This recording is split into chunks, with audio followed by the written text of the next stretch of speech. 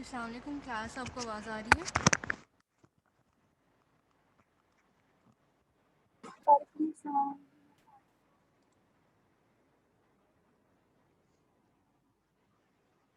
बच्चे previous lecture आप लोगों ने पढ़े हैं, उसमें कोई प्रॉब्लम?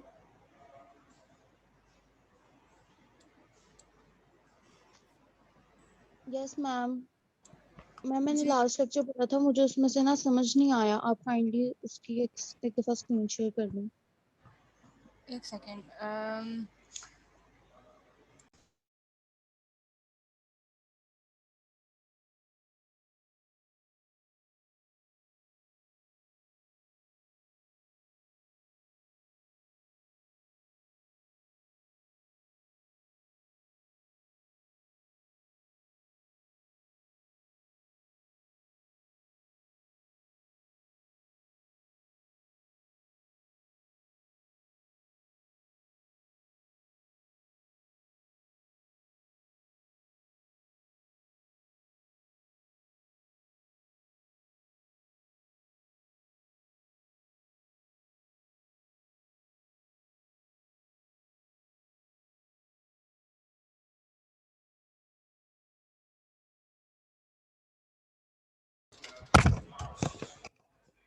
बच्चे, आप लोगों को अब आवाज़ आ रही है? यस मैम, आ रही है। अच्छा, ठीक है बेटा, मुझे बताएं आपको कहाँ पे नहीं समझ आई। मैं लेक्चर खोल लेती हूँ, हाँ फिर मुझे बता दें।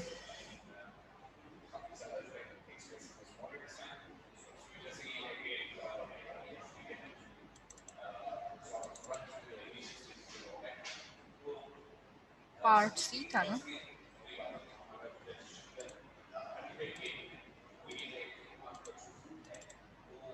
जी बच्चे बताएं। Ma'am slide number 7। ठीक है।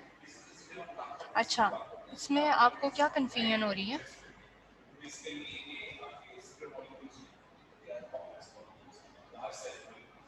मैम इसमें ना देखिए, यहाँ पे लिखा हुआ है कि जो इन्फॉक्शंस होते हैं वो T2 और फ्लेयर के ऊपर हाइपर इंटेंस शो होते हैं, क्योंकि वहाँ पे वेजोजेनिक और साइटोटॉक्सिक एडिमा जो है वो एक्यूमुलेट हुआ हुआ होता है। लेकिन मैम हमने तो पढ़ा था कि एडिमा है मतलब फ्लूइड है, और फ्लूइड जो है वो फ्लेयर पे हम लोग नलीफाई कर देते हैं। जब वो नलीफाई कर देंगे तो वो तो डार्क अपेयर होना चाहिए, तो फिर वो हाइपर इंटेंस क्यों शो हो रहा है? हाइपर इंटेंस क्यों शो हो रहा है? अब एडीमा है तो एडीमा कितनी टाइप्स का होता है? हमने ये तो नहीं पढ़ा था ना कि एडीमा में जो है वो बेसिकली वो जेट ब्लैक फ्लूइड है, जैसे सीएसएफ एक फ्लूइड है, ऐसा तो नहीं पढ़ा था ना हमने? ऐसे ही है। Yes ma'am. ठीक है। अब हमने कहा कि इन्फॉक्शंस अपीयर हो रहे हैं 24 आवर्स के बाद। ठीक है। अब 24 आवर्स के बाद जब अपीयर होगा तो वहाँ पे, जैसे स्टार्टिंग में जब आपको पता है कि जहाँ पे भी कोई इन्फॉक्शन होता है या कोई इंजरी होती है तो वहाँ पे जो फ्लूइड अकोमोलेशन होती है या जो ब्लड अकोमोलेशन होती है वो कैसी होती है? वो उसके इनसाइड जो है वो सॉलिड पार्टिकल्स नहीं होते ना, ऐसे ही है। जी मैम। ठीक है। तो आहिस्ता आहिस्ता क्या वहाँ पे निक्रोसिस होना स्टार्ट हो जाती है, वहाँ पे क्या होना स्टार्ट हो जाता है, वेजोजेनिक एडीमा होता है। ठीक है। अब यहाँ पे हमारे पास डिफरेंट टाइप्स ऑफ एडीमा है। ठीक है।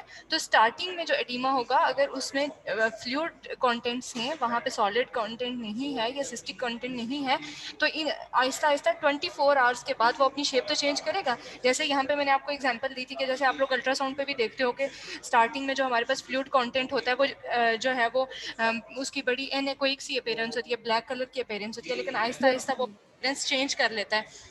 ऐसे ही है, क्योंकि वहाँ पे उसमें जो है वो उसकी कंपोजिशन चेंज होना स्टार्ट हो जाती है। जी मैम। जी।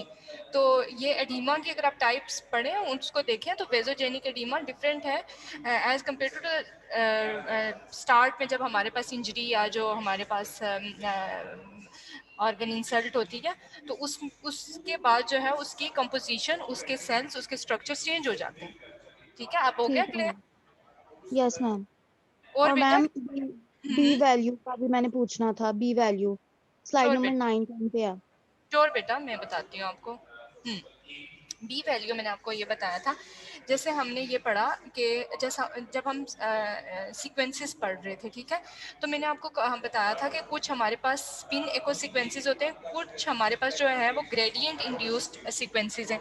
याद है दोनों में डिफरेंस बताया था, स्पिन एको में और ग्रेडियंट एकोस में। ग्रेडियंट यस जो, मैम। ठीक है। अब हमने यहाँ पे क्या पढ़ा कि बी वैल्यू क्या होती है। B value is a factor that reflects the strength and timing of the gradient. ये किससे रिलेटेड है? ये ग्रेडियंट से रिलेटेड है, ठीक है। इसमें आपका, हमने स्पिन में ये पढ़ा था कि स्पिन में हम बार बार RF पल्सेस देते हैं, ठीक है, याद है जब हमने यस पल्स, मैम। हमने कहा था कि हम 90 डिग्री पल्स अप्लाई करेंगे थे ना, देन हम followed by 180 degree, then 180 190, degree. ठीक है।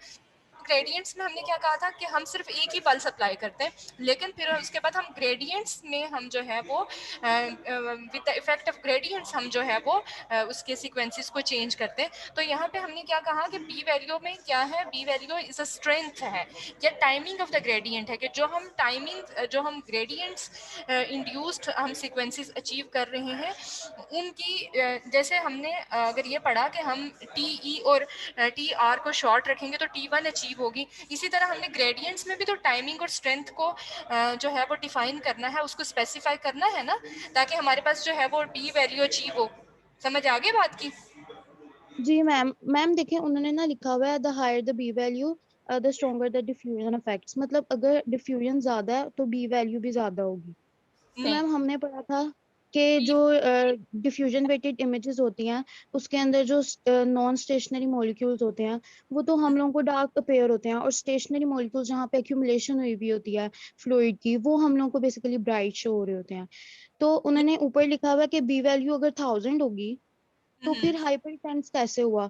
वी वैल्यू ज्यादा होने का मतलब तो ये है कि डिफ्यूजन ज्यादा है, और अगर डिफ्यूजन ज्यादा है तो फिर तो हाइपर इंटेंस होना चाहिए।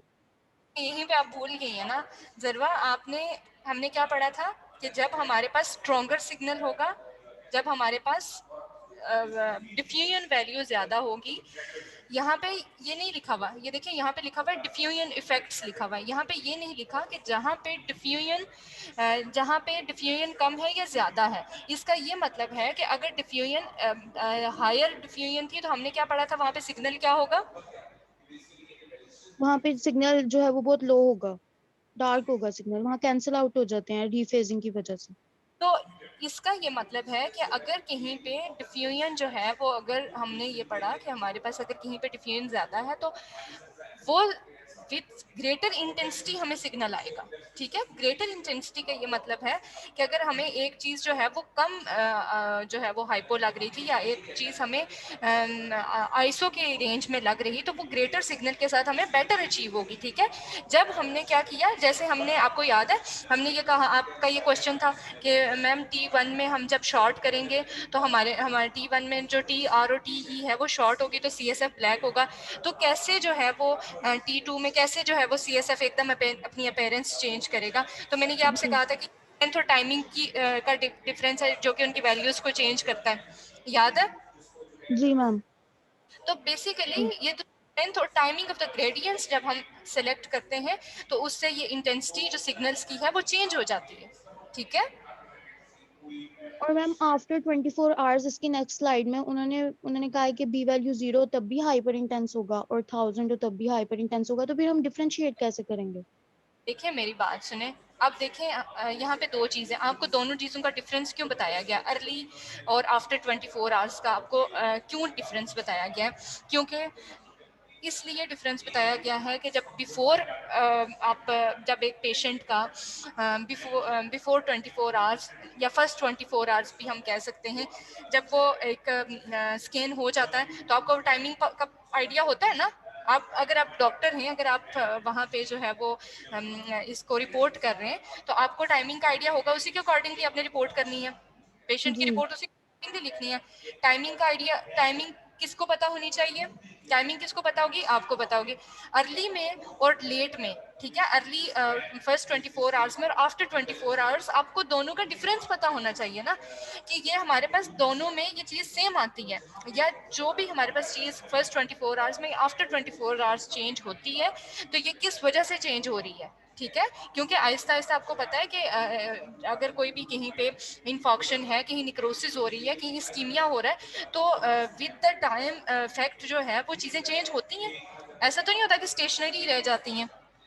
अगर डिफ्यूजन की भी बात करें, अगर हम एडिमा की भी बात करें, अगर हम क्लॉटिंग की बात करें, थ्रोम्बस की बात करें, हर चीज़ अपनी शेप चेंज करती है, ऐसे ही है। जी मैम। तो ये दोनों चीज़ों का डिफरेंस पता होगा तो ही आपको ये माइंड में होगी फर्स्ट 24 आवर्स और आफ्टर 24 आवर्स। प्री जो हमारे पास जो फर्स्ट 24 आवर्स और पोस्ट जो स्ट्रोक के आवर्स हैं, उन दोनों का डिफरेंस पता होगा तो ही बता सकोगे ना। जी जी तो मेमोराइज करने वाली बातें। ठीक है मैम। जी थैंक यू सो मच। बेटा, यू आर ऑलवेज वेलकम। जी मेरे बच्चे, और बताओ, किसी का कोई क्वेश्चन हो, कोई चीज़ समझ ना आई हो?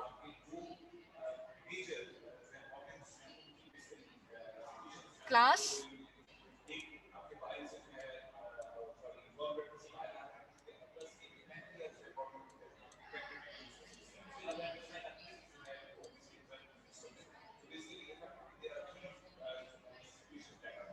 जी बच्चे, कोई एक बच्चा जो है वो प्रीवियस लेक्चर को समराइज करे, ताकि फिर हम आज का जो है वो ब्रेन पैथोलॉजी का लेक्चर जो रिमेनिंग पोर्शन था उसको कवर करें और ब्रेन के पोर्शन को हम ख़त्म करें।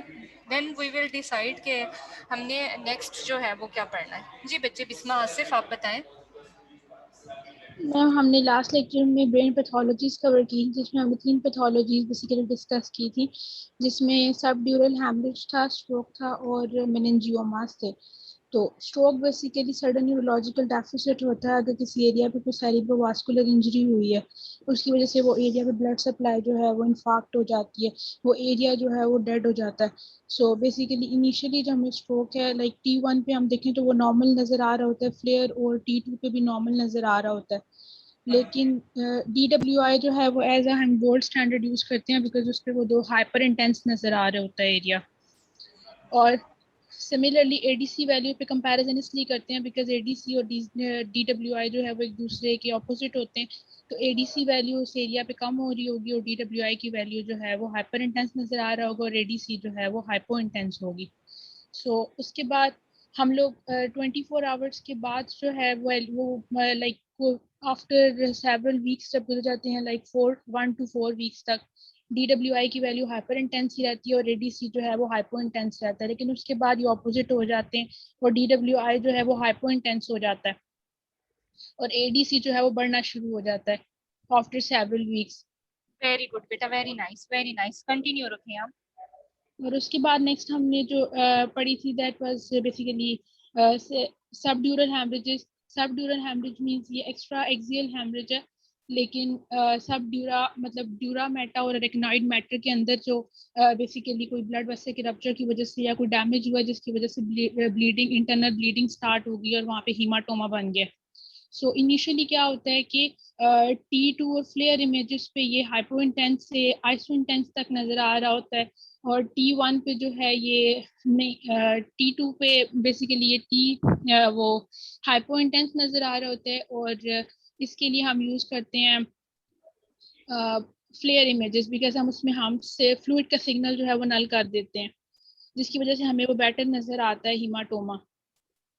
फ्लेयर पे ये दोनों स्टेजेस में इधर वो अक्यूट हो, सब अक्यूट हो, क्रोनिक हो, वो उसको हाइपर इंटेंसी दिखाएगा।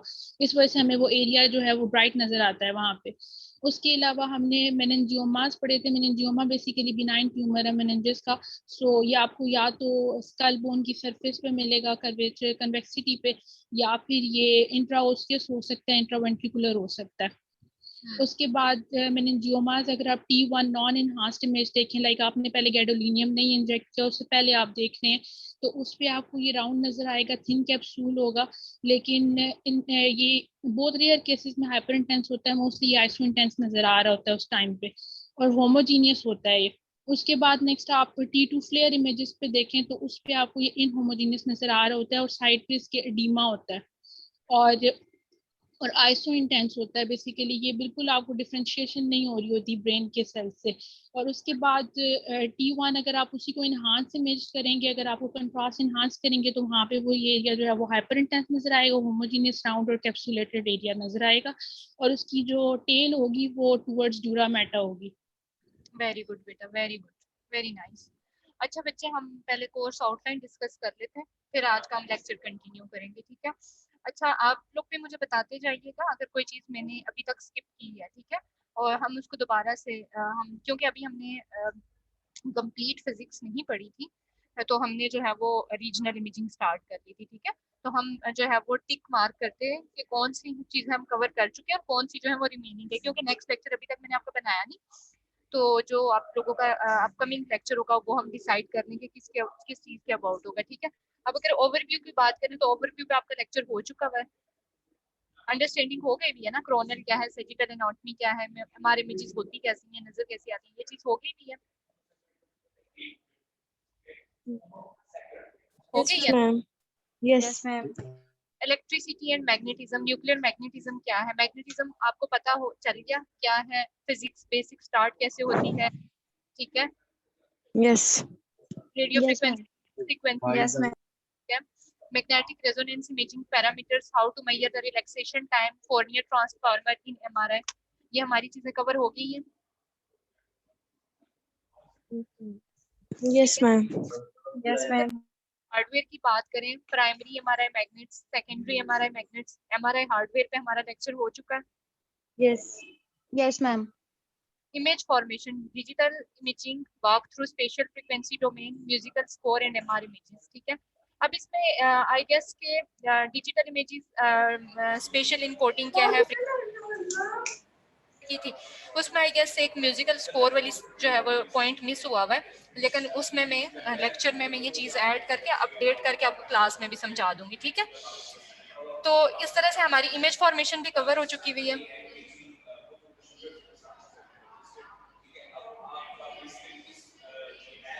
Class, Yes, ma'am. ठीक है। जी मैम। सीक्वेंसेस में स्पिन इको इमेजिंग क्या है, स्पिन इको सीक्वेंसेस क्या है, ग्रेडियंट इको इमेजिंग का आपको डिफरेंस पता चल गया, स्पिन इको सीक्वेंसेस कैसे वर्क करते हैं, ग्रेडियंट इको, ये चीज भी हो गई कवर।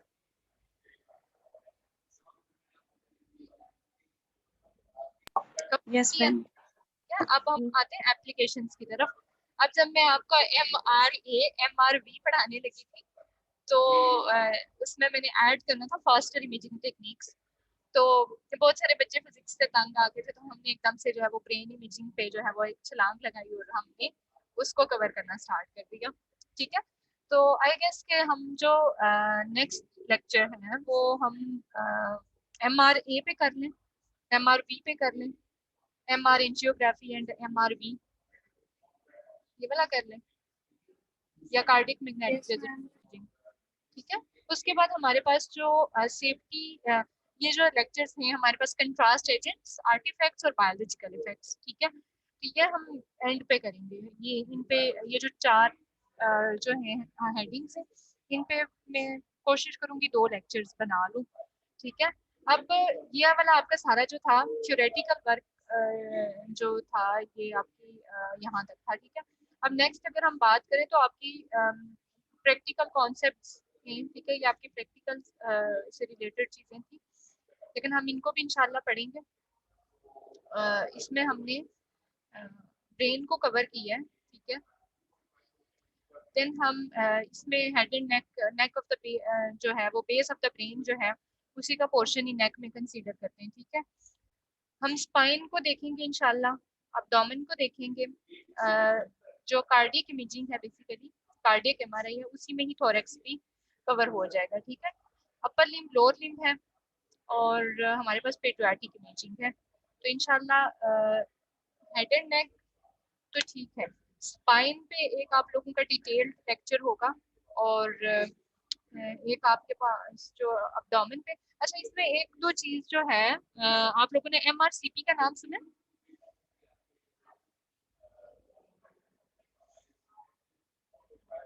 क्लास नाम सुना है। सुना है? Yes, वो ma'am. बड़ा कॉमन प्रोसीजर है, बट कोर्स आउटलाइन में इंक्लूडेड नहीं है। तो MRCP भी कर लें। Yes ma'am. ये क्योंकि वो इम्पोर्टेंट है। इम्पोर्टेंट है बिलियरी डिजीजेज में हम करते हैं मैम एमआरसी, बेटा, वो बिलियरी आपके है, ट्रैक्ट्स वगैरह।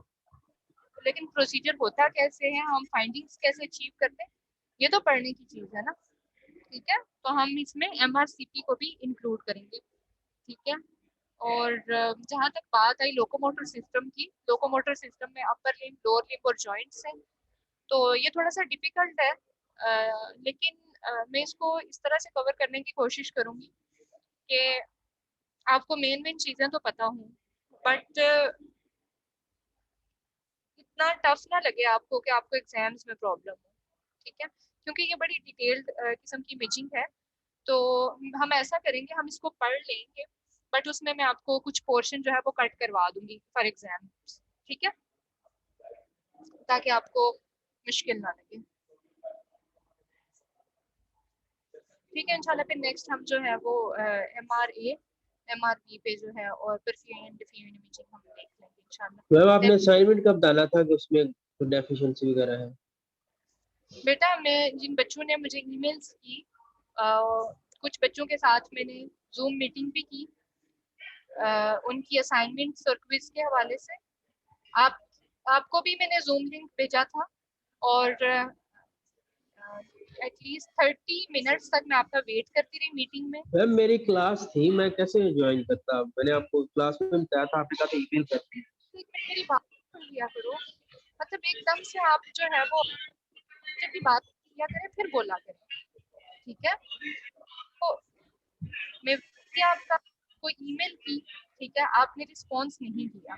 अब मैं आपके साथ कोई जूम नहीं अरेंज कर रही, ठीक है, बट मैं अपनी भी मिस्टेक असाइनमेंट में मैं आपको करके वो जो है वो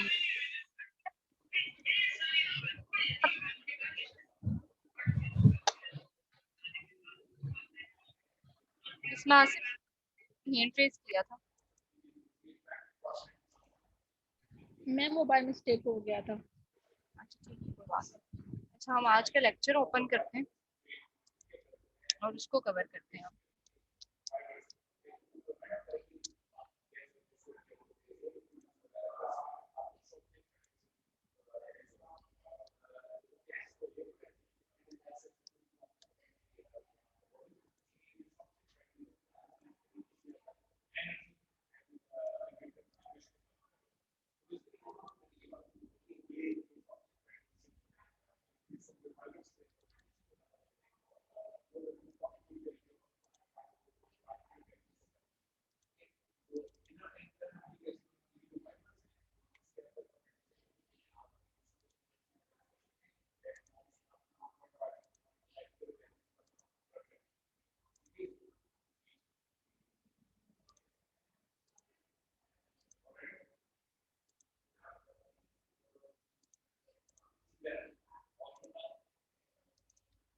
स्क्रीन शेयर हो रही है आपके साथ?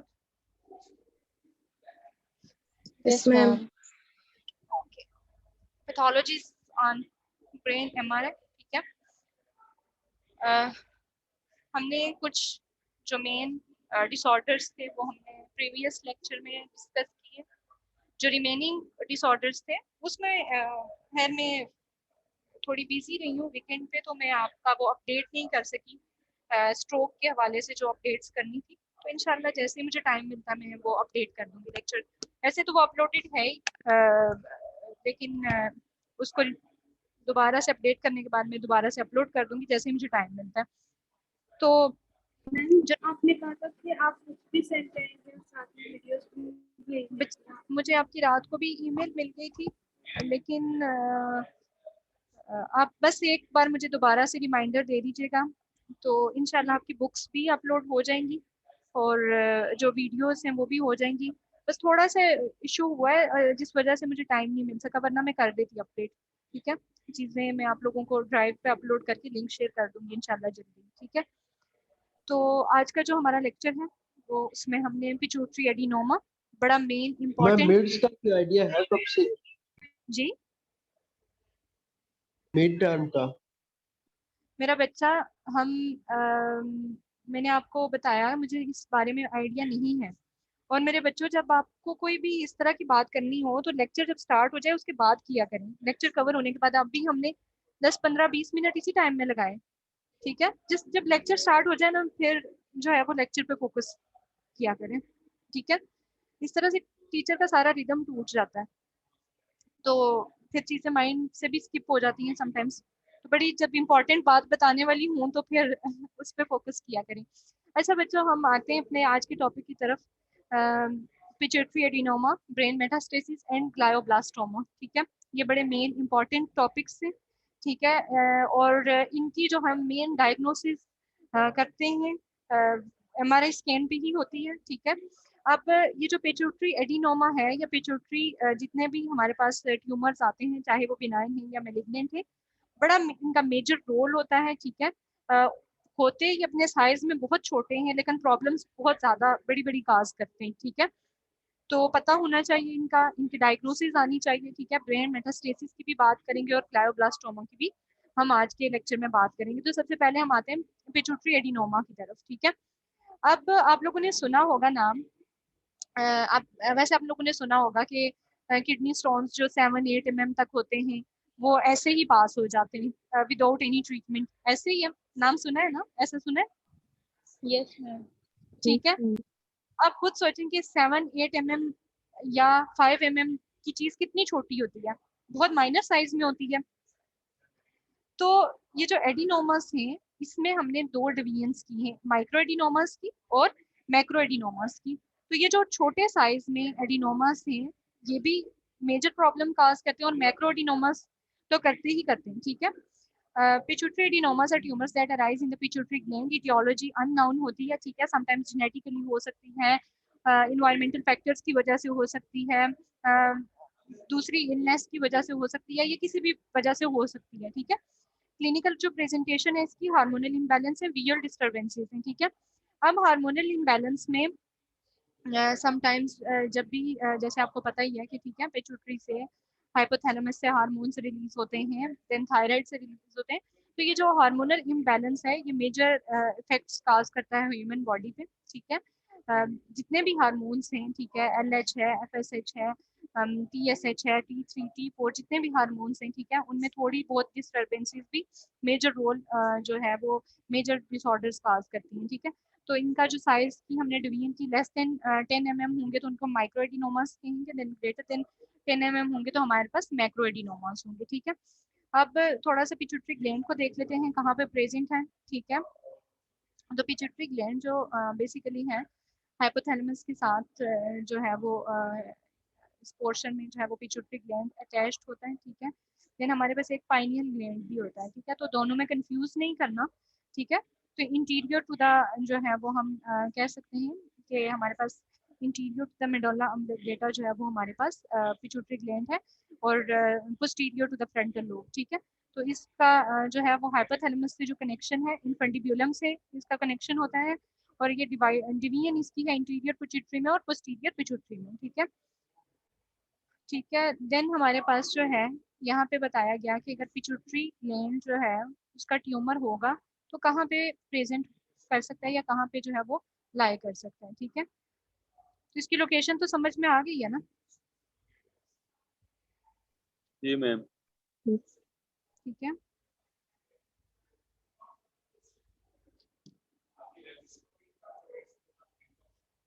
MRI पे इसकी अपेयरेंस कैसी होती है, ठीक है। MRI पे देन हम जो है वो डिवीजन करते हैं। डिवीजन इस तरह से है, हाइपो इंटेंस है तो क्या क्या कलर होगा उसका, क्या अपेयरेंस होगी T1 पे, डार्क। डार्क, ठीक है। T2 पे अनप्रिडिक्टेबल वेरिएबल साइन हो सकता है, सिग्नल हो सकता है उसका। देन अगर बात करें हम, जब हमने लास्ट टाइम भी आई गेस हमने जब ट्यूमर्स का पोर्शन पढ़ा था, तो हमने कहा था कि मोस्ट ऑफ द टाइम्स हम जो है वो कंट्रास्ट इनहांस्ड स्कैन्स करते हैं। तो कंट्रास्ट इनहांस्ड स्कैन्स पे जो है वो जो इतने भी पिट्यूटरी ग्लैंड के एडिनोमास हैं वो हाइपर इंटेंस अपीयर होते हैं विद कंट्रास्ट इनहांसमेंट, ठीक है। यहाँ पे कुछ समझ आ रही है, ये T1 sagittal pre contrast scanning है, तो यहाँ पे समझ आ रही है कोई ट्यूमर कहीं पे एक एबनॉर्मल एरिया नजर आ रहा है, मुझे बताते जाएं। ये क्या, यस मैम। ये कौन सा पोर्शन बताइए, कौन सा पोर्शन? मैम ये फ्रंटल लोब है। फ्रंटल लोब है, शाबाश मेरे बच्चे। अब मुझे ये बताओ ये कौन सा पोर्शन है? ये हम्म, cerebellum Cerebellum. Cerebellum. Very good, cerebellum है। सेरिबेलम है। ये पोर्शन है। Medulla oblongata. ये कौन सा Brain पोर्शन? stem है। पोन्स। ठीक है, हमारे पास पोन्स, मेडुल्ला ऑब्लोंगेटा। अब हमारे पास हम यहाँ पे आ जाते हैं, ठीक है, वेंट्रिकल्स पे आ जाते हैं, ठीक है। बस genu of the corpus callosum, splenium of the corpus callosum. तो हमने क्या कहा था कि interior to the medulla oblongata and posterior to the frontal lobe, inside क्या होगा? पिट्यूटरी ग्लैंड होगा। तो अब यहाँ पे नॉर्मली हमें जो है वो पिट्यूटरी ग्लैंड नजर नहीं आ रहा होता, लेकिन यहाँ पे एबनॉर्मल ट्यूमर नजर आना स्टार्ट हो गया ना। Yes ma'am. ठीक है, ये हमारे पास T1 सेजिटल प्री कंट्रास्ट है।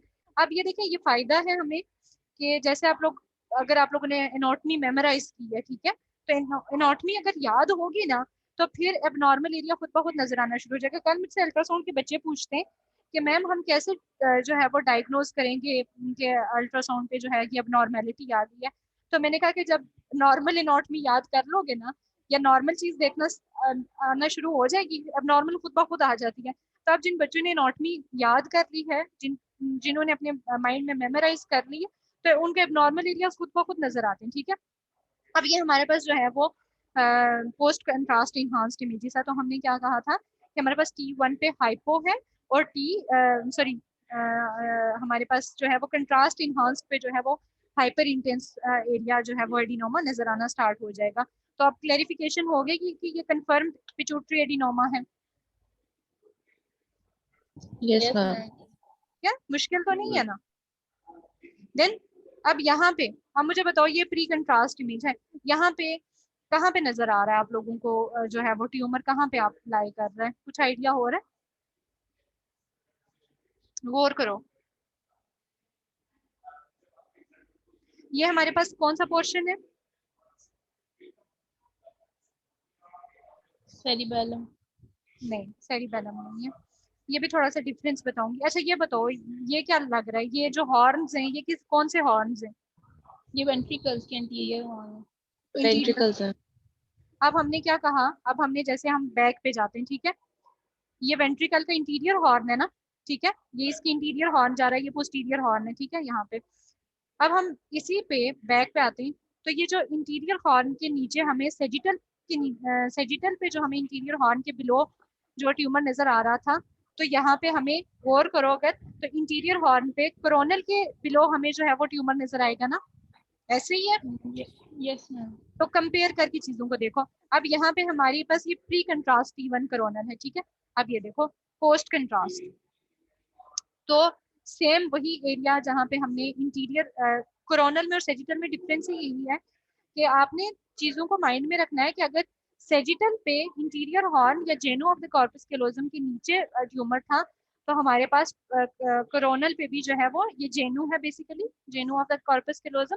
तो इसके बिलो हमें क्या मिलेगा? कंट्रास्ट इनहांस्ड पिट्यूटरी एडिनोमा मिलेगा। चीज हो गई क्लियर? आगे चलें। Yes ma'am. ठीक है, अब मुझे ये बताओ कि ये हमारे पास कौन सा स्कैन है?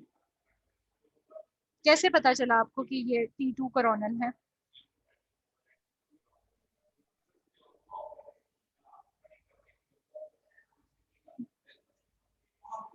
जी Ventricle hyperintense है इसलिए।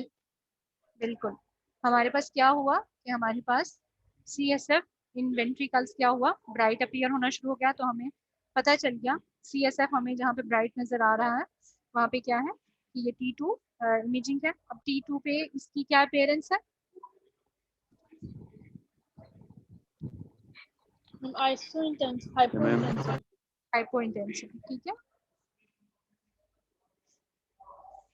अब इस मैम पे T2 के ऊपर तो वो नहीं समझ आ रहा, T2 पे वो नॉर्मली लग रहा है बाकी ब्रेन की मेनिंजेस के साथ।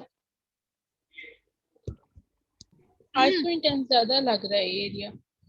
अगर आपको याद हो तो हमने ये पढ़ा था कि T2 पे इसका वेरिएबल साइन होता है। हम दोबारा जाते हैं, हमने यहाँ पे क्या पढ़ा? Unpredictable variable sign. T2 पे क्या था? वेरिएबल साइन चेंज हो सकता है। ये साइन आपको आइसो भी लग सकता है, ये साइन आपको हाइपो भी लग सकता है, ये आपको हाइपर भी लग सकता है। इसका अनप्रिडिक्टेबल साइन है, कोई स्पेसिफिक साइन नहीं है, ठीक है। तो कंफ्यूज कर रहा है ना यहाँ पे, तो इसलिए हमने यस मैम। इसके लिए हमने फिर क्या किया, कंट्रास्ट इनहांस T1 इमेजिंग, ठीक है। अब हम नेक्स्ट चलते हैं T2 एक्सियल की तरफ। जस्ट अ मिनट, नहीं बेटा ये जो है ये इसकी इमेजिंग नहीं है, ठीक है।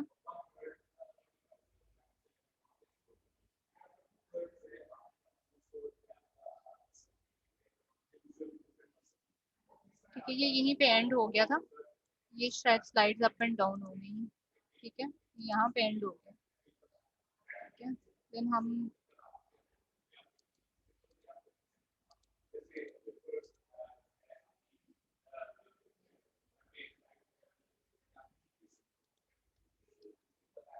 सॉरी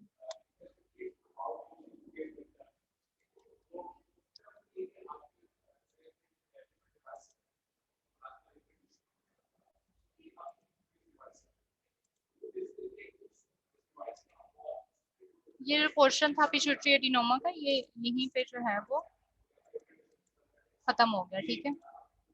ये बेसिकली ग्लायोब्लास्टोमा की स्लाइड्स जो है वो अप एंड डाउन होगी ड्यूरिंग द सेटिंग,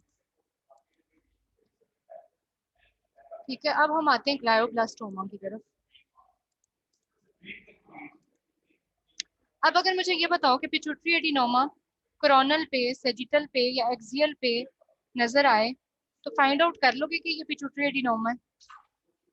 और इसके लिए पिट्यूटरी एडिनोमा के लिए गोल्ड स्टैंडर्ड इमेजिंग टेस्ट पता चल गया कौन सा है, कौन सा सीक्वेंस है। यस मैम, T1 करवाएंगे, T1 enhance contrast, coronal T1। Contrast enhance. अब ऐसे चीजों को कंपेयर करके याद करो। स्ट्रोक के लिए हमारे पास कौन सा गोल्ड स्टैंडर्ड टेस्ट था? मैम DWI था, डिफ्यूजन वेटेड। सब ड्यूरल हेमरेज के लिए कौन सा था? फ्लेयर। फ्लेयर था। मेनिंजियोमा के लिए कौन सा था? हम T1 एनहांस करवाते थे, नॉन एनहांस होता था। है? अब हमारे पास वो जो फोर्थ डिसऑर्डर है, जो फोर्थ डिजीज है, उसमें हमारे पास जो हमारे पास पिट्यूटरी एडिनोमा है, उसके लिए भी आपको याद रहना चाहिए कि मैं आपसे पूछ सकती हूँ, आपको रिवाइज इसलिए करवा रही हूँ क्योंकि एग्जाम में मैं आपसे पूछूंगी, अगर एमसीक्यूज हुए तो मैं आपसे पूछूंगी कि gold standard test for the pituitary adenoma कौन सा है। उसमें 3-4 ऑप्शन दे दूंगी, तो आपको पता चलना, आपको याद होना चाहिए कि कौन सा जो है वो गोल्ड स्टैंडर्ड टेस्ट है फॉर विच डिसऑर्डर, ठीक है। अब हम आते हैं ग्लायोब्लास्टोमा की तरफ। Glioblastomas, also called malignant gliomas, are the most common brain tumors in adults. Approximately 20% of all primary brain tumors are glioblastoma multiforme tumors. ठीक है। अब अक्सर ब्रेन ट्यूमर का तो नाम सुनते ही हो कि ब्रेन ट्यूमर है, लेकिन वो ब्रेन ट्यूमर होते कौन से हैं, समझ आई है कि उनको क्या कहते हैं? प्राइमरी ब्रेन ट्यूमर्स को 20% जो प्राइमरी ब्रेन ट्यूमर्स हैं उनको क्या, यस मैम। ठीक है। तो अब अगर आप लोग नेक्स्ट टाइम अगर ब्रेन ट्यूमर की बात करें तो आप लोग क्या कहेंगे? ये ग्लायोब्लास्टोमा है, ठीक है। आपको ये पता होना चाहिए कि अगर ब्रेन ट्यूमर है तो प्राइमरी ब्रेन ट्यूमर्स कौन से होने चाहिए और उनको क्या कहते हैं। MRI with and without contrast is the most commonly used diagnostic tool for glioblastoma multiforme. Most glioblastomas are hypointense on T1 weighted images and hyperintense on T2 weighted images. Very rarely, some lesions with hemorrhagic components may mimic glioblastoma multiforme on MR images, abscess and infarcts. ठीक है। अब हमने जो इस से जो है वो हमने ये फाइंड आउट किया कि हमारे पास 20% तो प्राइमरी ब्रेन ट्यूमर्स जो हैं वो they are called as glioblastoma multiforme tumours. T1 पे जो उनकी अपेयरेंस होगी वो हाइपो इंटेंस होगी, और T2 पे जो उनकी अपेयरेंस होगी वो मोस्टली हाइपर इंटेंस होगी। लेकिन समटाइम्स ऐसा होता है कि कुछ जो हेमर्जिक कंपोनेंट्स हैं, जैसे हमने हेमर्जिक सिस्ट्स वगैरह भी देखी हैं, ठीक है, इन अल्ट्रासाउंड। तो उसमें हमारे पास क्या होता है कि हेमर्जिक कंपोनेंट समटाइम्स उनका मिमिक कर देते हैं उनकी अपेयरेंस एब्सेस या इनफॉक्स, एज इन एब्सेस और इनफॉक्स। क्योंकि ट्यूमर्स जो हैं वो भी तो हेमर्जिक हो सकते हैं ना, ऐसे ही है। ऐसे तो नहीं हो सकता कि ट्यूमर्स जो है वो इंटैक्ट ही रहें।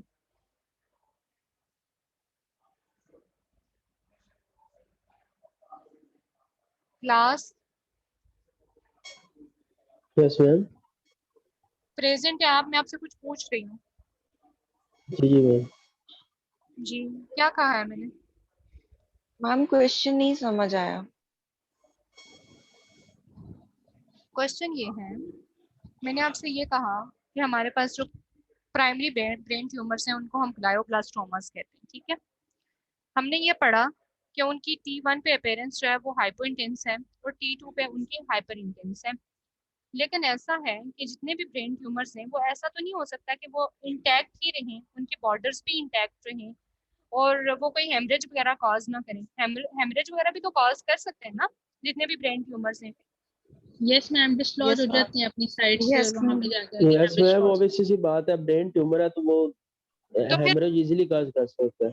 जब हेमर्जिक ट्यूमर्स होंगे तो वो आपका जो है वो एरिया ऑफ इंटरेस्ट होगा, तो उसको एज अ शो कर सकते हैं ना कि यहाँ पे एब्सेस है या इन्फॉक्ट है, ट्यूमर नहीं है, ऐसा कर यस सकते हैं। मैम। ठीक है, यस। मैं आपको पूछना चाह रही थी कि यस ट्यूमर मैम। करेंगे तो आपको जो है वो आपको आपका एक जैसे एक फाइंडिंग्स है उसको गलत बना सकते हैं कि आप ये सोच सकते हैं कि यहाँ पे एब्सेस है या इन्फॉक्ट है। तो फिर हम कैसे जो है वो फाइंड आउट करेंगे कि ये एब्सेस है, इन्फॉक्ट है या कोई ट्यूमर है? हम पहले पढ़ चुके हैं ये चीज, इसलिए मैं आपसे पूछ रही हूँ कि हम फिर कैसे फाइंड आउट करेंगे कि ये ट्यूमर है, एब्सेस है या इन्फॉक्ट है, कैसे डिफरेंशिएट? Excuse me ma'am. जी, मैम इसमें दो चीजें मिसिंग है, अगर आपको बुरा ना लगे तो मैं बता दूं। बुरा नहीं लगता, आई एम वेरी हैप्पी कि मुझे कोई मेरी गलती बताए। जी बताएं, शाबाश। मैम इसमें ये आना चाहिए था, मतलब कि मेन हमें इसका पता जिस तरह चलता है कि हमारे पास जो है ये एस्ट्रोसाइट सेल्स में वीकन करता है और हम्म, अग्रेसिव कैंसर होता है। और ये सेकंड इसमें ये मेरा सेकंड बेटा इसमें ये आना सुनो ना, चाहिए था कि हमारे पास जो है ग्लायोब्लास्टोमा बेसिकली स्टेज 4 का ट्यूमर होता है, जिसमें हम फिर देखते हैं कि सर्जरी करनी है, कीमोथेरेपी या रेडिएशन। से मेंशन दे। मेरा बेटा थोड़ा सा वेट कर लो, फिर भी अगर नहीं कवर होता तो फिर हम कर लेंगे, ठीक है। मुझे बड़ी खुशी होती है मुझे बताया जाए तो, लेकिन थोड़ा सा वेट कर लो। हम फिलहाल इस पे थोड़ा सा डिस्कस कर लेते हैं, फिर हम जो है वो उस आपकी तरफ भी आते हैं, ठीक है। प्लीज थोड़ा सा बी पेशेंट। अच्छा मेरा बच्चा, मुझे बताओ कि हमने ये पढ़ा कि ट्यूमर्स जो हैं वो अपनी शेप चेंज कर सकते हैं, बस्ट हो सकते हैं, ठीक है। तो फिर हम कैसे फाइंड आउट करेंगे कि जो है ये एब्सेस है, ट्यूमर है या इन्फॉक्ट है? हम प्रीवियसली ये चीज पढ़ के आए हैं, मैं इसलिए जानना चाह रही हूँ कि आप क्या कहते हैं।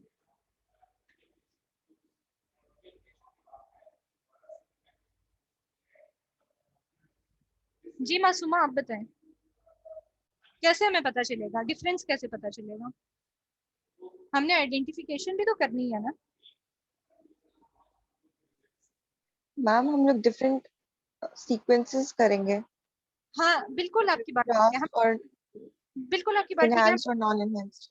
करेंगे, हम डिफरेंट सीक्वेंसेस करेंगे, बट स्पेसिफिक जैसे मैं हर एक डिजीज के लिए गोल्ड स्टैंडर्ड जो है, मैम तो इसके लिए भी मैंने गोल्ड स्टैंडर्ड चीज बताई थी वो। Ma'am ADC. नहीं, एडीसी में कोई और सीक्वेंस मैंने पढ़ाया हुआ है। जी अली हसन, आप बताएं।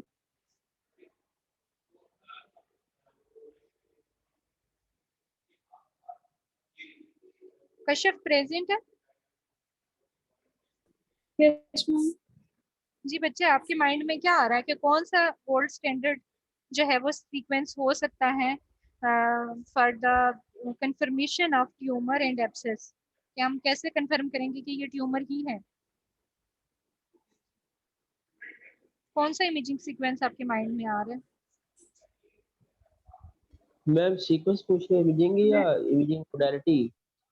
बेटा मैं सीक्वेंस पूछ रही हूँ, हम एमआर पढ़ रहे हैं तो हम एमआर पे ही डिफरेंशिएट करेंगे कि ये ट्यूमर है या एब्सेस है या ये इन्फाक्ट है। जी बच्चे, क्या आपके माइंड में आ रहा है? मैम शायद डिफरेंट। जी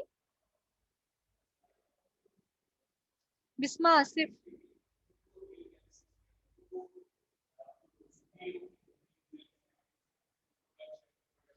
बिस्मा बच्चे, आपके माइंड में क्या आ रहा है कि कौन सा गोल्ड स्टैंडर्ड इमेजिंग सीक्वेंस हो सकता है? Ma'am diffusion weighted image. MR spectroscopy. क्यों भूल जाते हैं? क्या बताया था जब हम लास्ट टाइम सीक्वेंसेस पढ़ रहे थे? तो मैंने क्या बताया था अबाउट एमआर स्पेक्ट्रोस्कोपी? ठीक है, ये आपका टास्क है, आप सब लोगों का ये टास्क है। ठीक है, क्लास पार्टिसिपेशन के सबसे ज्यादा मार्क्स उसी के लगेंगे जो सबसे अच्छा प्रेजेंट करेगा इन नेक्स्ट क्लास, कि कैसे हमें एमआर स्पेक्ट्रोस्कोपी हेल्प करती है ट्यूमर्स आइडेंटिफिकेशन में। आप मेरी प्रीवियस लेक्चर से, प्रीवियस स्लाइड से भी हेल्प ले सकते हैं। ठीक है, अब हम आते हैं कि जैसे ही हमें आइडिया होता है, क्योंकि बेसिकली हमने ही ये सीक्वेंसेस अप्लाई करने होते हैं, हमने ही ये टेस्ट करने होते हैं, रेडियोलॉजिस्ट आके हमें नहीं बताता। तो जब भी हम ऐसी कोई चीज़ फाइंड आउट करते हैं तो हमने उसके साथ इमेजिंग सीक्वेंस जो है खुद ब खुद अप्लाई करने होते हैं। हमें ये पता होना चाहिए कि कौन सी डिजीज के लिए कौन सा सीक्वेंस जो है वो गोल्ड स्टैंडर्ड कंसीडर किया जा रहा है।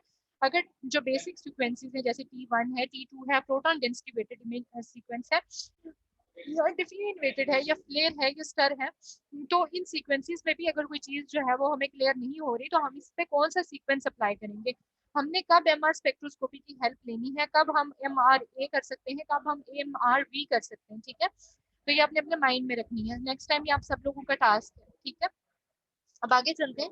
Glioblastoma is an aggressive type of cancer that can occur in the brain or spinal cord. Glioblastoma forms from cells called astrocytes that supports nerve cells. ठीक है, ये जो फॉर्मेशन है इनकी ऑस्ट्रोसाइट से होती है जो कि नर्व सेल्स की सपोर्ट में जो है रोल अपना प्ले करते हैं। Glioblastoma can occur at any age but tends to occur more often in older adults. Older adults कौन सी एज में इंक्लूड होते हैं, बता सकता है कोई?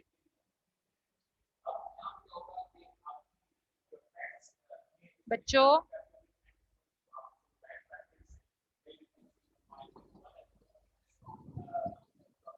30 अबव। 35 30 35 to 40 40 के 30 35 to अबव। 40 के जैसे जैसे एवरेज एज कम होती जा रही है तो यू कैन से 28 प्लस से लेके जो है वो 38 तक के ओल्डर अडल्ट हैं। ठीक है, तो क्योंकि एज एवरेज एज कम होती जा रही है ना, ओवरऑल एवरेज एज कम होती जा रही है। ठीक है, तो ओल्डर लेकिन ma'am according to American study of neurology किसी भी एज में हो सकता है आजकल, तो इसका कोई वो नहीं है, स्पेसिफिक टाइम नहीं है। बेटा जो बेसिकली मैं जो कंटेंट लेती हूँ ये कंटेंट म्यो क्लिनिक का कंटेंट होता है समटाइम्स। ठीक है, या रिसर्च जो मोस्ट हमारे पास रिसेंट जो हमारे पास रिसर्च हुई भी होती है तो ये सारा कंटेंट मैं वहीं से लेती हूँ। ठीक है, तो ऐसा कोई भी कंटेंट नहीं होता जो कि बहुत ज़्यादा पुराना हो या जो मैंने अपनी ग्रेजुएशन में या मैंने अपने मास्टर्स में पढ़ा हो। तो ठीक है, आपकी बात बिल्कुल ठीक होगी, लेकिन ये भी मोस्ट रिसेंट कंटेंट के अकॉर्डिंगली ही है। ठीक है, कि मोस्ट कॉमन जो है वो ओल्डर एडल्ट्स में हो सकता है। ठीक है, it can cause worsening headaches, nausea, vomiting and serious, ये इसके मोस्ट कॉमन जो है वो सिम्टम्स हो सकते हैं। ठीक है, ग्लायोब्लास्टोमास जो हैं वो कहीं पे भी अपीयर हो सकते हैं, कहीं पे भी से कहने का मतलब ये है फ्रंटल लोब में अपीयर हो सकते हैं, हमारे पास टेम्पोरल, प्राइटल, ऑक्सीपिटल लोब में, या हमारे पास अब अच्छा यहाँ पे लास्ट टाइम हमने शायद डिस्कस किया था about internal capsule caudate nucleus putamen. तो ये जो बेसिकली मैं आपको एक इंटरनल कैप्सूल का कर्व बता रही थी। ठीक है, तो ये वो कर्व इस पे बड़ा अच्छा अपीयर हो रहा है। ठीक है, तो थैलेमाई के साथ और पुटामिन और कॉर्डेट न्यूक्लियस के साथ। ठीक है, तो ये वो उस कर्व की बात हो रही होती है कि जो बेसिकली कंट्रास्ट फॉर्मेशन जो है वो बना रहा होता है। ठीक है, तो ये इस कर्व की बात में जो है इंटरनल कैप्सूल कैसे डिवाइड करता है पुटामिन को और कॉर्डेट न्यूक्लियस को, ये आपको बताना चाह रही थी। ठीक है, तो ग्लायोब्लास्टोमास की तरफ आते हैं कि ये कहीं पे भी किसी भी लोब में अपीयर हो सकता है। ठीक है, लेकिन मोस्ट कॉमनली हमने देखना होता है कि कहाँ पे अपीयर हो रहा है। ठीक है, अब एमआर अपीयरेंस की अगर बात करें on MR images, glioblastomas appear as an heterogeneous mass. अब जब भी ग्लायोब्लास्टोमा की बात हुई तो हमने कहा कि हेट्रोजीनस मैस है। यहाँ पे हमने हेट्रोजीनस का क्या मतलब हुआ कि इसमें जो कंपोनेंट की जो कंपोजिशन है वो क्या होगी, सॉलिड हो सकती है, सिस्टिक हो सकती है, इसमें डिफरेंट जो है वो कंटेंट्स होंगे with low signal intensity on T1 weighted images and high intensity on T2 weighted images. तो जब जैसे मैंने कहा कि हेट्रोजीनस अगर कंपोनेंट हेट्रोजीनस की अपीयरेंस है तो हेट्रोजीनस में सॉलिड कंपोनेंट भी होगा, सिस्टिक भी होगा।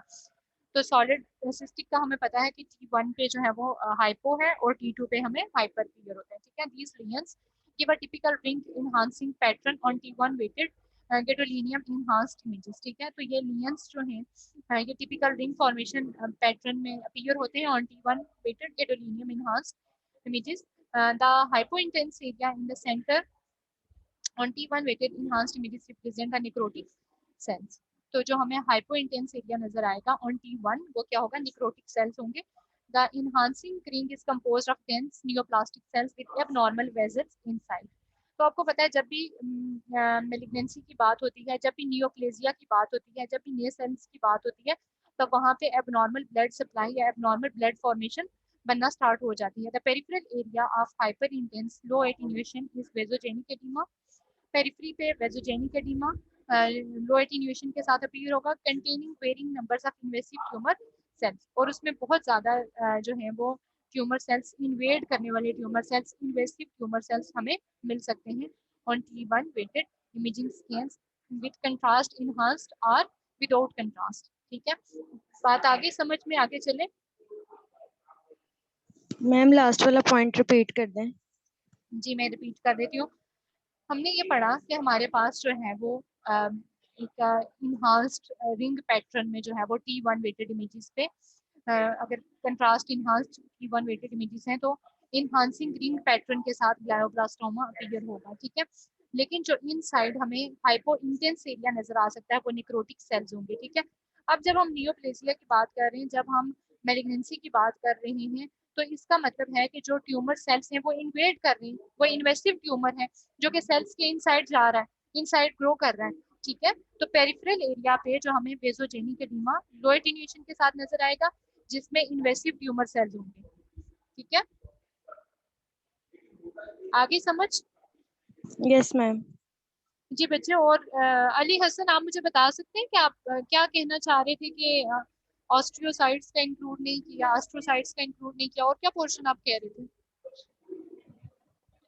मैम उसमें डाला हुआ था आपने, मैं ये कह रहा था कि उसमें बेसिकली ये ग्लायोब्लास्टोमा हमारे पास स्टेज 4 का ट्यूमर होता है। इसमें हम देखते हैं कि सर्जरी करनी है, कीमोथेरेपी करनी है, रेडिएशन देनी है। ठीक है। तो जब भी बेटा बात होती है ना नियोप्लेजिया की, ठीक है, तो नियोप्लेजिया का यही मतलब है कि मैलिग्नेंसी है, ठीक है। तो मैलिग्नेंसी में ये सर्जन ने डिसाइड करना है कि इसकी कीमोथेरेपी होनी है, पेशेंट की रेडियोथेरेपी होनी है या सर्जरी होनी है, ठीक है। हमारा जो वो तो मैम हमें हम सारी इन्वेस्टिगेशंस करने के बाद ही पता चलेगा कि बिल्कुल क्या क्या रिक्वायर्ड है। देखेंगे कि किस जगह पे लोकेट हो रहा है, हमें एमआरएफ किस जगह पे किस पार्ट में ब्रेन के लोकेट हो रहा है इजीली, तो वहां पे हम देखेंगे कि पहले सर्जरी की जरूरत है, कीमो की या रेडिएशन। सर्जरी रिक्वायर है तो पहले कीमो लगती है, ऑब्वियसली उसके बाद जब थोड़ा सा या डेड करते हैं तो उसके बाद फिर सर्जरी करते हैं, क्योंकि उससे पहले भी सर्जरी नहीं कर सकते। तो पहले हमें उसके सेल्स को देखना होता है कितने हैं, कितने ग्रो कर रहे हैं और कितने उनको डेड करके सर्जरी करते हैं। इस तरह तो सर्जरी करने से पेशेंट कोमा में भी जा सकता है, डेथ भी हो सकती है, आगे मैलिग्नेंसी भी हो सकती है अगर डायरेक्ट करेंगे विदाउट कीमो देने। जस्ट अ मिनट बच्चों, जस्ट अ मिनट, एक सेकंड मुझे दे दो। मैं आपसे ये पूछना चाहती हूँ कि सर्जरी का जो डिसीजन है या ट्रीटमेंट का जो डिसीजन है वो क्या हमारी डोमेन में आता है? हम ये रिकमेंड कर सकते हैं? हर एक डॉक्टर की, हर एक प्रोफेशन की अपनी एक डोमेन होती है ना, ऐसे ही है। तो क्या हम ये रिकमेंड, हमारी डोमेन में ये चीज़ है कि हम रिकमेंड करें कि आप इसकी सर्जरी करें पेशेंट की, या आप इसकी कीमो स्टार्ट करें या रेडियो स्टार्ट करें? हम ये हमारी डोमेन है? No ma'am. मैं डोमेन नहीं है, बट जस्ट फॉर नॉलेज मैं वैसे बता रहा हूँ कि मैं being a medical student knowledge में होना चाहिए, कल मे को बी कोई आप पूछ भी लेता है जी। ये हमारा काम नहीं है ma'am. Being a teacher of medical imaging मैं भी अपने स्टूडेंट्स को एक चीज़ सिखाना चाह रही हूँ। मैं भी आपको ये बताना चाह रही हूँ कि ये आपके भी नॉलेज में होना चाहिए कि जब हम लोग अल्ट्रासाउंड पढ़ते हैं या हम सीटी स्कैन पढ़ते हैं तो कंक्लूजन में हम क्या लिखते हैं, जो हम रिपोर्ट का कंक्लूजन होता है ना।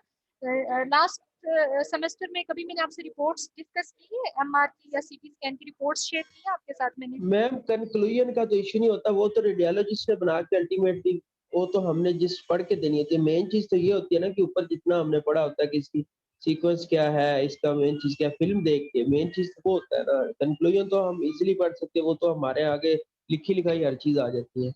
मैं ऐसा बीइंग अ टीचर मैं आपसे ये पूछ रही हूँ, मैं आपसे ये पूछ रही हूँ कि कंक्लूजन में हमने लिखना क्या होता है हमने, क्योंकि रिपोर्ट्स तो हमने भी असिस्ट। कंक्लूजन में हमने ये लिखना होता है मैम कि इसमें नॉर्मल स्कैन है, स्नाइल एट्रोफी हुई है, या कोई मल्टीपल इंफार्क्ट्स है, या मल्टीपल हेमरेजेस हैं किस एरिया में, बस ये लिखना होता है कंक्लूजन।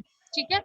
अब जब बात आ जाती है ना ट्रीटमेंट ऑप्शंस की, हम ये कह सकते हैं sometimes in conclusion we can write कि हमें जो है वो ये चीज़ नज़र आ रही है, मतलब लाइक हम ऐसे लिखते हैं रिपोर्ट के हाइपर इंटेंसिटीज हमें फलां लोब में शो हो रही है, जो कि पॉसिबल है कि ये डिजीज हो सकती है। ठीक है, हम रिकमेंडेशन में ये लिखते हैं, ये हमारा हो जाता है कंक्लूजन कि हमने क्या चीज़ फाइंड आउट की और किस एरिया में फाइंड आउट की।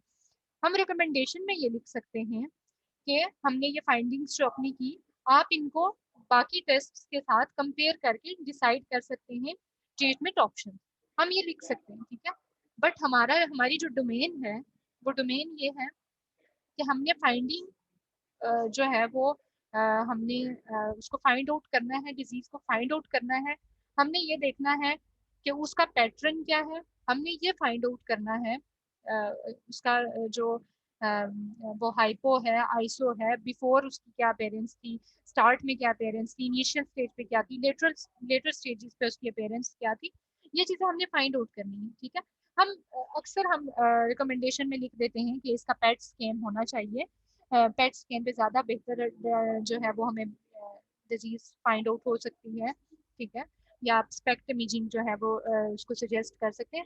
We can suggest different imaging test, we can not suggest treatment option. ठीक है, ये हमारी डोमेन है, इस डोमेन के बाहर हम नहीं मूव कर सकते। ठीक है, अब जैसे आप लोग भी इंशाल्लाह आगे असिस्ट करोगे तो उसमें भी ये वाली जो मेन चीज़ें हैं ये आपको पता होनी चाहिए। ठीक है, तो आते हैं हम अपने टॉपिक की तरफ, back to the topic. We were discussing about the glioblastomas. ठीक है, देन हमने ये कहा कि हमारे पास जो T1 सॉरी T1 वेटेड जो सीक्वेंस होगा, ठीक है, उस पे समटाइम्स अब अगर हम दोनों लोब्स को, सेरिब्रम की दोनों लोब्स को कंपेयर करें तो आपको जो है डिजीज एरिया फाइंड आउट हो रहा है कि कहाँ पे है डिजीज एरिया, कौन सी लोब में डिजीज एरिया है, और कैसे आपने फाइंड आउट किया कि ये डिजीज पोर्शन है? मैम ये पेराइटल लोब है। ठीक है, अब मुझे बताएं कैसे आपने फाइंड आउट किया? मैम हाइपर इंटेंस की वजह से। मेन मेन आपकी पहली आपकी अप्रोच क्या थी, आपने कैसे फाइंड आउट कर लिया कि जो है वो वी आर कंसीडरिंग इस the right side and left side? ठीक है, आप मुझे बताएं आपने राइट लोब में फाइंड आउट किया या लेफ्ट लोब में फाइंड आउट किया?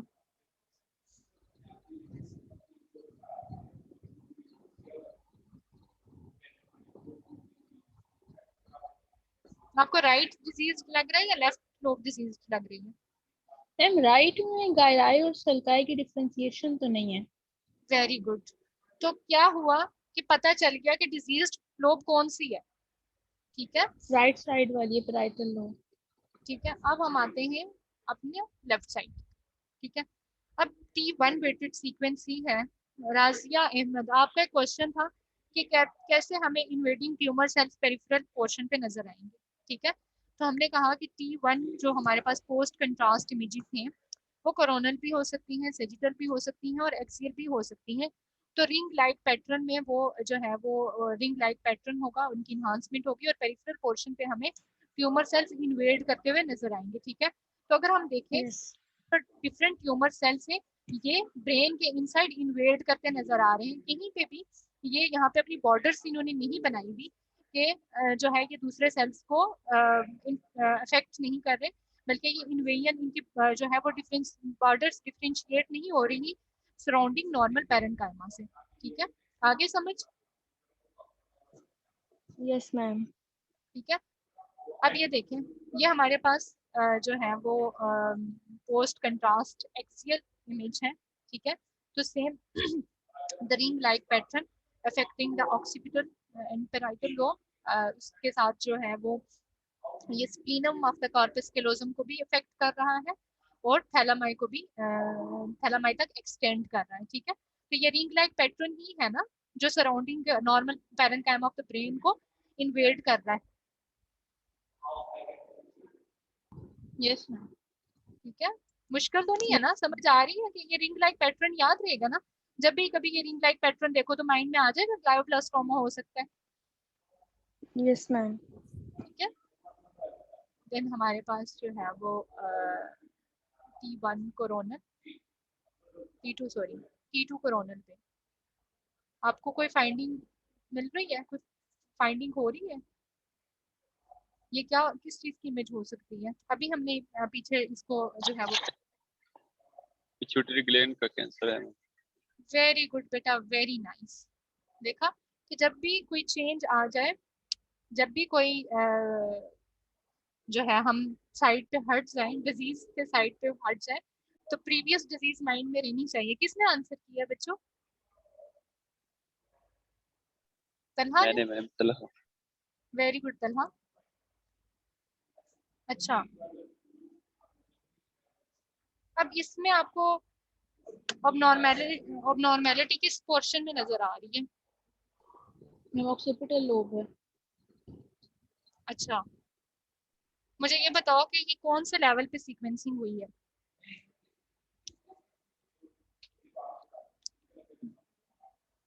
ऑर्बिटल लेवल पे मैम।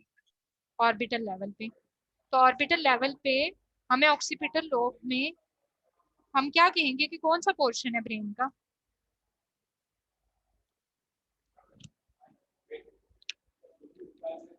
कौन सा पोर्शन होता है बिस्मा? सेरिब्रम होता है? सेरिबेलम होता है। सेरिबेलम है। ठीक है, तो क्या कहना है कि ऑक्सीपिटल लोब नहीं है बल्कि सेरिबेलम है। ठीक है, अब हम आते हैं दोबारा से अपने जो है हमारा जो अपकमिंग जो लास्ट डिसऑर्डर है, that is about the brain metastasis. ठीक है, तो इसके बाद हम जो है वो जो रिमेनिंग इमेजेस हैं उनको भी डिस्कस करेंगे इंशाल्लाह। Brain metastasis represent the most common neurological manifestation of cancer occurring in 15% of the cancer patients. अब यहाँ पे ये बड़ा इंपॉर्टेंट और समझने वाला पॉइंट है कि 15% जो कैंसर पेशेंट्स हैं उनमें ब्रेन मेटास्टेसिस हो सकती है। ठीक है, वो कैंसर हो सकता है lung cancer, breast cancer, melanoma, prostate cancer, ठीक है, पेनक्रियाटिक कैंसर हो सकता है, यूट्राइन कैंसर हो सकता है। ठीक है, लेकिन हम मेजर देखेंगे जिससे ब्रेन मेटास्टेसिस हो रही है, that is lung cancer, breast cancer and melanoma. ठीक है, तो अब मुझे ये बताएं कि अगर ब्रेन में मेटास्टेसिस हो गई, लंग कैंसर की वजह से मेटास्टेसिस हो गई ब्रेन में, तो आप उस ट्यूमर, आप उस कैंसर को क्या कहोगे? उसका नाम क्या होगा?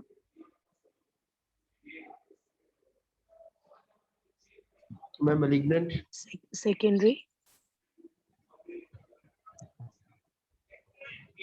सेकेंडरी? सेकेंडरी क्यों कहेंगे? मैं malignant कह देंगे मेट्स होगा ही तो ही स्प्रेड होगा। हम उसको क्या कहेंगे, हम अभी देखते हैं। ठीक है, सॉरी, हम उसको ये कहेंगे। मैम ये पॉइंट तो हमने पढ़ा था ना कि अगर कैंसर अपना ओरिजिन छोड़ के कहीं आगे मूव कर जाता है तो वो मैलिग्नेंट होगा। ये तो हमने पढ़ा था। अब यस अगर मैम। पेशेंट आपके साथ प्रेजेंट कर रहा है लंग कैंसर के साथ, लेकिन लंग कैंसर के ही मेट्स गए हुए हैं ब्रेन में, तो आप उसको ब्रेन कैंसर कहेंगे? नो मैम, क्योंकि उसका क्या ओरिजिन ब्रेन तो नहीं है ना। You can say metastatic lung cancer, ठीक यस है। मैम। आप उसको कभी भी, जैसे अक्सर जो है वो मेट्स आ जाते हैं, फीमर में आ जाते हैं, उसके अलावा थोरेसिक रीजन में आ जाते हैं, स्पाइन में जो है वो मेट्स आ जाते हैं। तो आपने कभी भी उसको नहीं कहना कि ये स्पाइन का कैंसर है या मेलिग्नेंसी है, स्पाइन की मेलिग्नेंसी है या थोरेसिक मेलिग्नेंसी है या जो है वो फीमर की मेलिग्नेंसी। आपने उसे क्या कहना है, मेटास्टेटिक लंग कैंसर है ये, ठीक है। जहां पे भी मेट्स प्रेजेंट है आपने ओरिजिन के नाम से कहना है। लेट्स सपोज, आप सपोज कर रहे हैं कि लंग्स के जो मेट्स हैं वो होल बॉडी में जो है वो ट्रेवल कर गए हैं, तो आप उसको क्या कहेंगे, मेटास्टेटिक लंग डिजीज कहेंगे। बात आ गई है समझ में कि मैं पॉइंट क्या समझाना चाह रही हूँ आप लोगों को? Yes ma'am. यस क्या समझाना चाह रही हूँ? मैम आप कह रही हैं कि वो जिस जगह पे प्रेजेंट होगा अकॉर्डिंग टू दी ओरिजिन आपने हम्म, उसको नेम देना है। हाँ। आपने अगर अगर ब्रेस्ट कैंसर जो है वो, ब्रेस्ट के जो मेट्स हैं अगर वो चले गए हैं फ्रंटल, सॉरी स्कल बोन में चले गए, तो आप उसे क्या कहेंगे? Metastatic breast cancer. Metastatic breast cancer. ये जो है इन पॉइंट्स को ब्रेस्ट। याद रखना है आप लोगों ने, यस। ठीक है। और इसका ओरिजिन आपको मेनली पता होना चाहिए। बस जैसे भी अक्सर मैं बात करती हूँ आप लोगों से कि पेशेंट्स हमारे पास जब भी आते हैं वो प्रॉपर हिस्ट्री के साथ आते हैं, प्रॉपर इन्वेस्टिगेशंस के साथ होके आते हैं, तो उनकी सारा एक रिकॉर्ड उनकी फाइल पे मौजूद होता है, ठीक है। तो उसके अकॉर्डिंगली ही ऐसा नहीं हो सकता कि विदाउट हिस्ट्री या विदाउट प्री इन्वेस्टिगेशन आप जो है कोई भी रिपोर्ट कर सकें। आप नहीं रिपोर्ट कर सकते, लाइक जैसे सीटी स्कैन में हम एक्सरेज मैंडेटरी करवाते हैं, ठीक है। इसी तरह एमआर में भी हम कहते हैं कि अपना प्लेन एक्सरे लेके आए, जितनी भी आपकी प्रीवियस इन्वेस्टिगेशन हो गई हैं तो वो लेके आए। जैसे मैं एग्जांपल अक्सर देती होती हूँ कि जब भी आपके पास अल्ट्रासाउंड में भी जब पेशेंट आता है तो उसकी हिस्ट्री लिए बगैर, उसकी प्री इन्वेस्टिगेशन के बगैर जो है वो कभी भी आप रिपोर्ट ना लिखा करें, ठीक है। तो ये बड़े इंपॉर्टेंट पॉइंट्स हैं, इनको माइंड में रखें और ये आप लोगों को हेल्प करेंगे इन द फ्यूचर।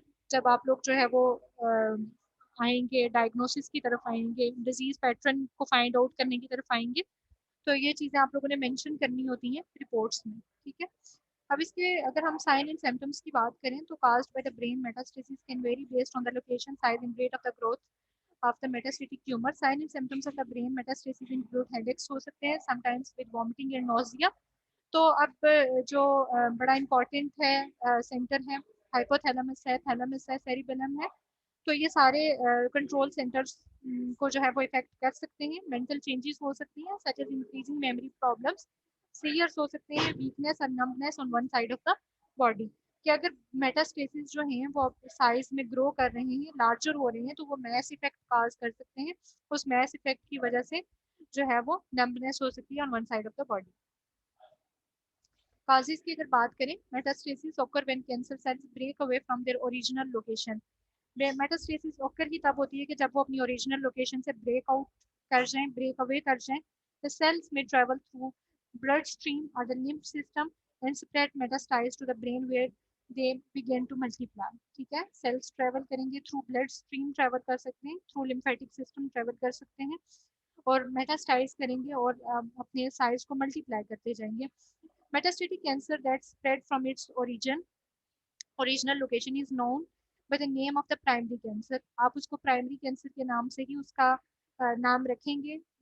जैसे कि हम एग्जांपल लेते हैं, for example cancer that has spread from the breast to the brain is called metastatic breast cancer, not the brain cancer.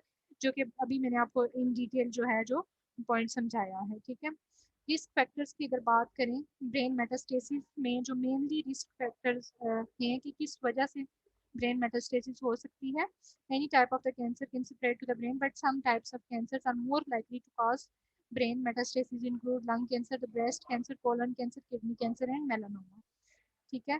तो ये मोस्ट कॉमन जो है काज कर सकते हैं metastasis in the brain. MRI appearance क्या होगी इनकी? metastatic lesions are iso-intense to mildly hypo-intense on T1 weighted images। अब ये चीज याद रखनी है कि आइसो-इंटेंस भी हो सकते हैं। जब आइसो-इंटेंस होंगे तो आपने कैसे डिजीज पैटर्न को फाइंड आउट करना है कि उनके गायराए और सालकाई की अपेयरेंस को देखना है कि वो इंटैक्ट है या नहीं है। बात आ गई समझ में कि मैं क्या कह रही हूँ? आइसो-इंटेंस को आप कैसे फाइंड कर सकते हैं? कैसे पता चलेगा कि यहाँ पे लीजन प्रेजेंट है? ठीक है, यस मैम। ठीक है। तो आपने गायराए और सालकाई की अपीयरेंस को देखना है on T1 weighted images and are hyper intense on T2 weighted images। गारे और सल्फाई को देखेंगे। जी बिल्कुल बिल्कुल। on T2 weighted images are with fluid attenuation in linear recovery। Flair images के साथ भी आप उनको देख सकते हैं कि फ्लूइड को नल करके। Surrounding edema is relatively hypo intense on T1 weighted images and are hyper intense on T2 weighted images। तो जो जहाँ पे भी मेट्स होंगे वहाँ पे एडिमा भी प्रेजेंट होगा, तो वो T1 पे जो है वो हाइपर इंटेंस हो सकता है। हेमर्जिक मेटास्टेटिक लीजन्स और melanoma lesions are hyper intense on T1 weighted images। अब जहाँ पे हेमरेज होगा वहाँ पे फ्लूइड होगा, ठीक है, तो वो हो सकते हैं हाइपर इंटेंस हो सकते हैं on T1 weighted images। on T2 weighted images mucinous adenocarcinoma may be hypointense owing to calcification। Hemorrhagic metastasis may be hypointense owing to chronic breakdown of blood products following administration of a contrast agent। Solid nodular or irregular ring patterns of enhancement are seen। Non-enhancing lesions are less likely to be metastasis। तो यहाँ पे हमने जो main चीज पढ़ी वो ये पढ़ी कि जो भी नियोप्लास्टिक सेल्स होंगे या जो भी मेटास्टेसिस होंगे कंट्रास्ट एजेंट्स पे जो है उनकी रिंग लाइक पैटर्न्स होंगे, उनकी इन्हांसमेंट होगी, जैसे कि हमने ग्लायोब्लास्टोमा का पढ़ा। तो जो नॉन इन्हांसिंग लीजन्स होंगे जो कि कंट्रास्ट के साथ इन्हांस नहीं कर रहे या वो उनकी कंट्रास्ट इन्हांसमेंट नहीं हुई, उन्होंने कंट्रास्ट को अब तक नहीं किया, तो वो बिनाइन लीजन्स भी हो सकते हैं।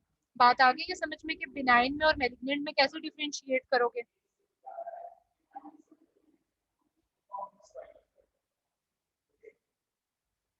Class are you there?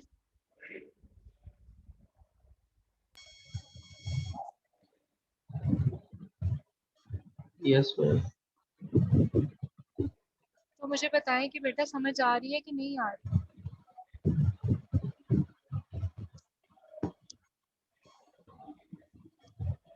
Ma'am repeat करते हैं एक दफा। क्या रिपीट करूं? आप मुझे बताएं पॉइंट आपको क्या नहीं pickup?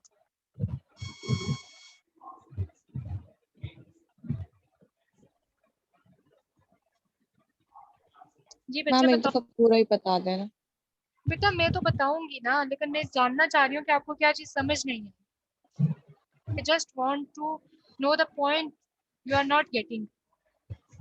Just tell me। Ma'am सारा मिक्स हो रहा है। क्या मिक्स हुआ बेटा? वैसी तो कोई बात ही नहीं हो कि कोई मिक्स हो जाए। आप बताओ क्या मिक्स हुआ, मैं हम उसको दोबारा से रिपीट करते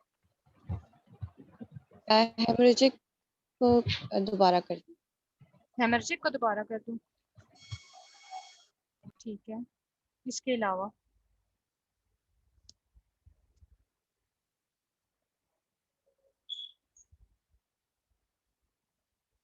बस हेमर्जिक की समझ नहीं है।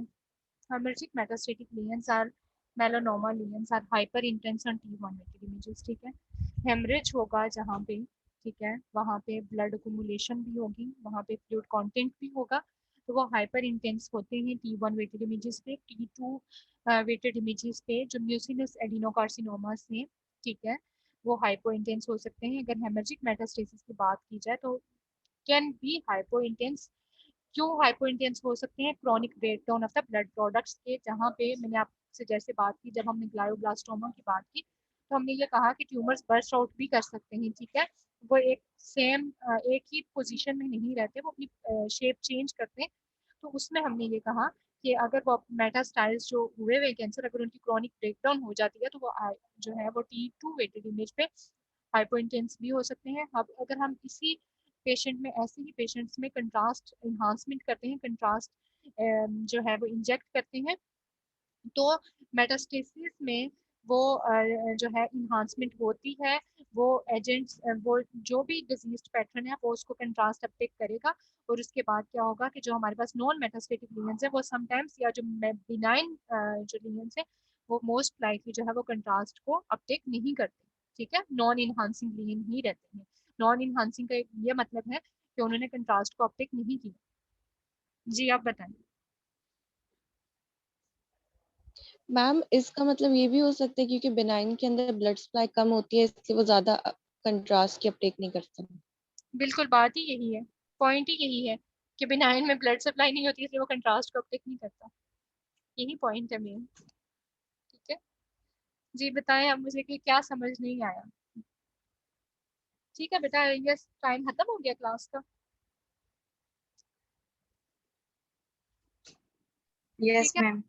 ठीक है, नेक्स्ट जो है वो इमेजेस ही हैं, ठीक है, और ये एक डिटेल्ड इमेज मैंने ऐड कर दी हुई है, ठीक है, तो हम इसको नेक्स्ट लेक्चर में हम दोबारा भी देख लेंगे, ठीक है। इसमें ये डिटेल्ड इमेज जो है वो बेसिकली ये ए टू जी तक तो नहीं, ए टू वाई तक तमाम जितनी भी डिजीजेस हैं सेम स्लाइस पे सेम लेवल पे कैसी अपीयर होती हैं, ठीक है, वो मेंशन्ड है इसमें, आप लोग ये देख लीजिएगा। इंशाल्लाह in next lecture we will cover इन चीज़ों को दोबारा देख लेंगे, और MRA MRV भी इंशाल्लाह हम देखेंगे, ठीक है। आप लोग अपना टास्क भी प्रिपेयर करके लाइएगा, that is about the MR spectroscopy. तो फिर अगर आपके कोई क्वेश्चन हुए तो हम नेक्स्ट लेक्चर में देख लेंगे, ठीक है। अल्लाह हाफिज़ बच्चों। मैम जी जी। मैम मेरे अल्लाह ना हाफिज मैम। असाइनमेंट के मार्क्स नहीं अपलोड हुए, अच्छा तो मैंने आपसे पूछना था, बताना था कि वो अपलोड कब कर देंगी आप। अच्छा ठीक है बेटा, बाकी बच्चे आप क्लास लीव कर सकते हैं, ठीक है। अतीका मरियम। जी मैम।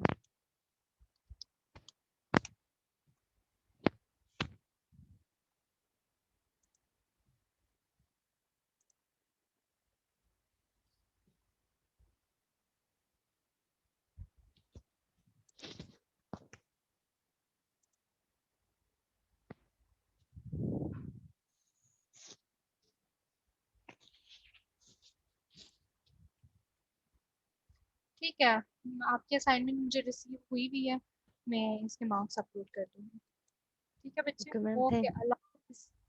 अल्लाह हाफिज मैम। अल्लाह हाफिज़।